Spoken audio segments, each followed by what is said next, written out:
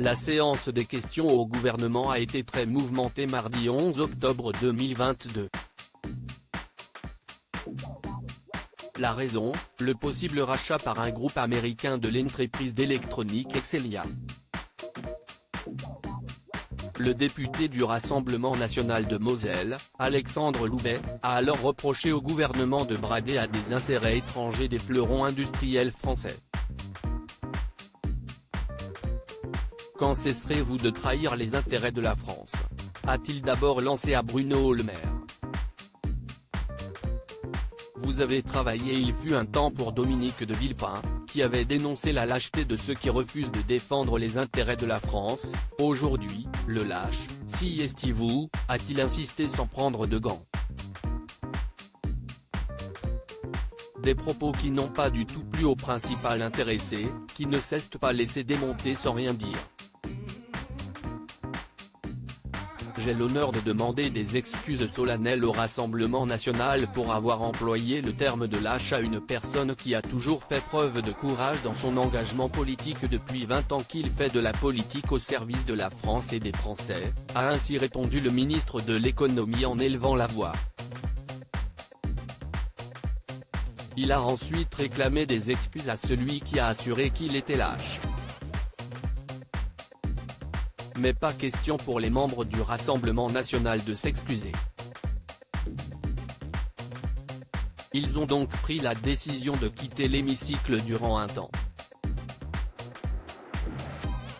Marine Le Pen s'en est pris à Bruno Le Maire. Marine Le Pen a ainsi expliqué devant la presse pourquoi son parti avait pris cette décision.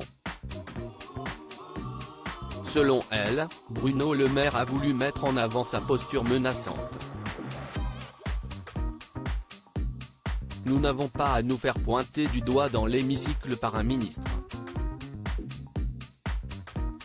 Il va falloir un petit peu qu'il relise la Constitution, qu'il relise les institutions. Cette situation est proprement inadmissible.